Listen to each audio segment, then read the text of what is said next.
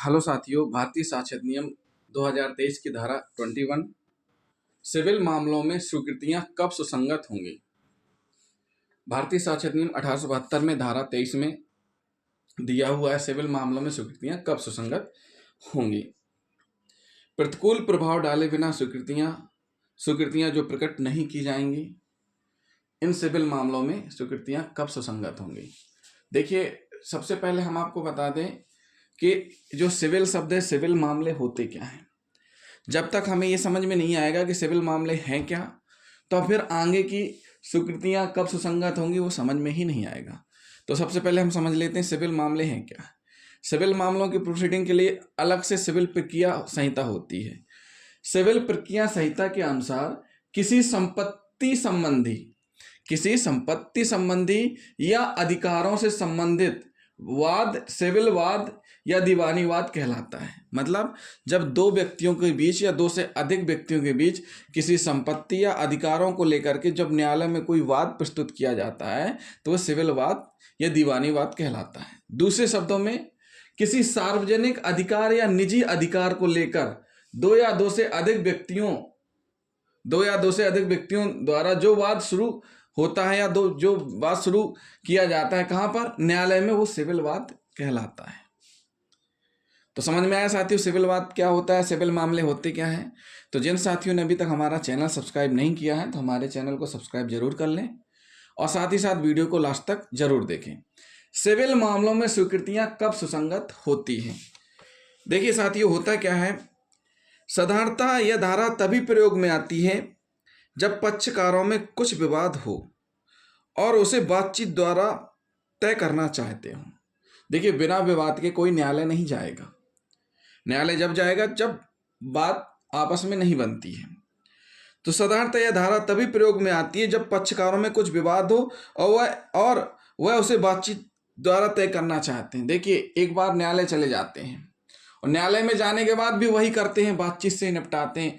तो कोशिश ये करनी चाहिए कि हमें आपसी स्तर पर ही निपटाना चाहिए। लेकिन जब आपसी स्तर पर नहीं निपटती है तो न्यायालय में भी कुछ बातें ऐसी होती हैं जो बातचीत पर ही तय होती हैं। तो इस धारा का प्रयोग कब होता है, जब पक्षकारों में कुछ विवाद हो और उसे बातचीत द्वारा तय करना चाहते हो। इसलिए बिना किसी विवाद के लिखे गए पत्र सुरक्षित नहीं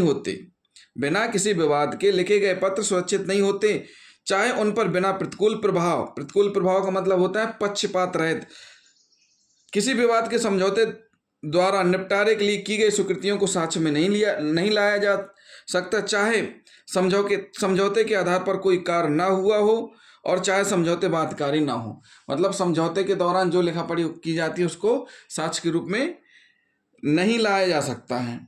अब ये तो हो गया एक प्रकार से ये बताने के लिए कि जब तक वाद नहीं पहुंचेगा न्यायालय में तब तक ये स्थिति नहीं बनेगी। और बात कब न्यायालय में पहुंचेगा, जब विवाद होता है। विवाद किस चीज का होगा, संपत्ति के अधिकार का या अन्य किसी अधिकार को लेकर के। जब दो पक्षों में या दो से अधिक लोगों के बीच विवाद होता है तो न्यायालय में फिर डिक्री पास की जाती है और जिसके पक्ष में डिक्री पास हो जाती है तो वो जीता माना जाता है। अगर आपसी स्तर पर निपट रहा है तो फिर और अच्छी बात है, अगर नहीं निपट रहा है तो फिर उसमें लास्ट में डिक्री की स्टेज तक मामला जाएगा। सिविल मामलों में स्वीकृतियां कब सुसंगत है, बात ही आती है। तो यदि कोई व्यक्ति कब सुसंगत है, यदि कोई व्यक्ति अपने दायित्व संबंधी स्वीकृति इस स्पष्ट शर्त पर करता है कि ऐसी स्वीकृति का प्रयोग साक्ष्य के रूप में नहीं किया जाएगा। कब सुसंगत मानी जाएंगी, जब वह बाहर समझौता जो हो रहा है जिस प्रकार का, उसका प्रयोग साक्ष्य के रूप में नहीं किया जाएगा। दूसरी कंडीशन, अथवा स्वीकृति ऐसी परिस्थितियों में की गई थी कि न्यायालय यह अनुमान कर सकता है कि पक्षकार इस बात पर परस्पर सहमत हो गए थे कि उसका साक्ष्य नहीं दिया जाएगा। और न्यायालय भी ये समझता है कि उनके बीच जो समझौता हो रहा है और समझौते में जो भी चीज़ें आ रही, लिखा पढ़ी हो रही, उसको न्यायालय में साक्ष्य के रूप में नहीं दिया जाएगा। न्यायालय भी अनुमान कर सकता है। तो ये दो स्थितियां हैं जब सुसंगत होती हैं। बहुधा लोग आपस में शांति बनाए रखने के लिए और कानूनी कार्रवाई करने के बजाय आपस में समझौतों द्वारा विवादों का निपटारा करने के लिए इस प्रकार से बहुमत से कथन करते हैं। मतलब बहुत से लोग आपसी स्तर पर निपटारा करना चाहते हैं। यदि ऐसे कथनों को अदालत में साबित किए जाने की अनुमति दे दी जाए तो लोगों के लिए शांति और समझौते की बातें करना मुश्किल हो जाएगा। देखिए, जो समझौता न्यायालय के बाहर हो रहा है, दो पक्षों में आपसी सहमति से कोई बात निपट रहा है, जो इतने सालों से सिविल वाद चल रहा था, अगर उस उनके कथनों को, यदि ऐसे कथनों को अदालत में साबित किए जाने की अनुमति दे दी जाए तो लोगों के लिए शांति और समझौते की बातें करना मुश्किल हो जाएगा। जब दो व्यक्तियों में झगड़ा होता है और उनमें से एक पक्षकार दूसरे को कुछ शर्तें का प्रस्ताव करता है और यह शर्त लगा देता है कि यदि उसका प्रस्ताव नहीं स्वीकार किया गया तो उसके पत्र को उसके विरुद्ध जिम्मेदारी की स्वीकृति के रूप में न प्रयोग किया जाए। मतलब अगर स्वीकार नहीं किया जाता तो उसके पत्र को प्रयोग न किया जाए। ऐसे पत्र को साधारणतः बिना किसी प्रतिकूल प्रभाव के अर्थात पक्षपात रहित लिखा गया कहते हैं। क्या कहते हैं? पक्षपात रहित लिखा गया कहते हैं। और वह साक्ष्य में ग्राह्य नहीं होता है। दो पक्ष हैं, एक पक्षकार कह रहा है कि हमको इतने रुपए चाहिए, अगर इतना देने को तैयार हैं तो हम समझौता करने को तैयार हैं। तो अगर दूसरा पक्ष इस उनके सहमति से इतराज है, नहीं है, तो उसने जो पत्र लिखा है उसका उपयोग नहीं कर सकता और यह ग्राह्य नहीं होता है। जब कोई स्वीकृति किसी विरोधी पक्ष से इस समझौते के अंतर्गत की गई है कि उसका प्रयोग प्रस्ताव करने वाले पक्षकार के विरुद्ध नहीं किया जाएगा तो स्वीकृति विशेष अधिकृत होती है। क्या होती है? सुसंगत होती है। साधारणतः ऐसी स्वीकृतियां पक्षकारों और उनके एजेंटों के बीच समझौता वार्ता के सिलसिले में मुकदमेबाजी से अपने को बचाने के लिए की जाती हैं और साधारणतः जिस तरीके से स्वीकृति करने वाला पक्षकार इस धारा में उल्लिखित विशेष अधिकार को प्राप्त करता है वह तरीका यह है कि स्वीकृति करने वाला यह शर्त रखे कि उस स्वीकृति का प्रयोग न्यायिक कार्रवाई में नहीं किया जाएगा। सीधी सी बात है, 100 की एक बात, कि जो आपसी समझौता हो रहा है, जो चीजें हो रही हैं, उनको न्यायालय में नहीं रखा जाएगा, ये जरूरी है।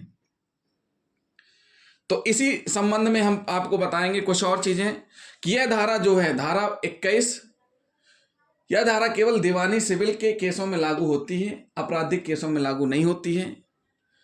और साथ ही साथ इस धारा में स्वीकृति के संबंध में दो महत्वपूर्ण नियम हैं। क्या नियम है? पहला, संपूर्ण स्वीकृति को एक साथ लेना चाहिए। संपूर्ण स्वीकृति को एक साथ लेना चाहिए मतलब स्वीकृति को एक साथ लेकर पढ़ना चाहिए। किसी स्वीकृति को या तो संपूर्ण रूप से या बिल्कुल नहीं इस्तेमाल करना चाहिए। किसी व्यक्ति द्वारा की गई स्वीकृति को टुकड़ों में विभाजित कर उसके टुकड़ों को उसके खिलाफ इस्तेमाल नहीं किया जा सकता। उसे संपूर्ण रूप से स्वीकृति किया जाना चाहिए। सीधी सी बात है, किसी ने जो स्वीकृति दी है उसके एक टुकड़े को उसके अगेंस्ट इस्तेमाल नहीं किया जाना चाहिए। दूसरी बात आती है इसी में, कानूनी विषय पर स्वीकृति। पक्षकार अपनी अपनी कानून की स्वीकृतियों द्वारा जो अविवादित तथ्य से पैदा हुई हैं अदालत को अपने दृष्टिकोण को मनवाने के लिए बाध्य नहीं कर सकता। अदालत को बाध्य नहीं कर सकता है। किसी पक्षकार द्वारा विधि के प्रश्न पर की गई स्वीकृति उसके ऊपर बाध्यकारी नहीं होती है। विधि के प्रश्न पर किसी वकील द्वारा की गई गलत स्वीकृति का कोई प्रभाव नहीं होता है और उससे पक्षकार बाध्य नहीं होता है। तो साथियों, ये क्या हो गई, हमने आपको बताया कि स्वीकृति के अर्थ के संबंध में जो दो महत्वपूर्ण नियम है वो हमने आपको बता दिया। संपूर्ण स्वीकृति को एक साथ लेना चाहिए, उसके टुकड़ों में नहीं होना चाहिए। और कानूनी विषय पर स्वीकृति अदालत आपको अपने दृष्टिकोण को मनवाने के लिए बाध्य नहीं कर सकते। तो साथियों, ये हो गई सिविल मामलों में स्वीकृतियां कब सुसंगत होंगी।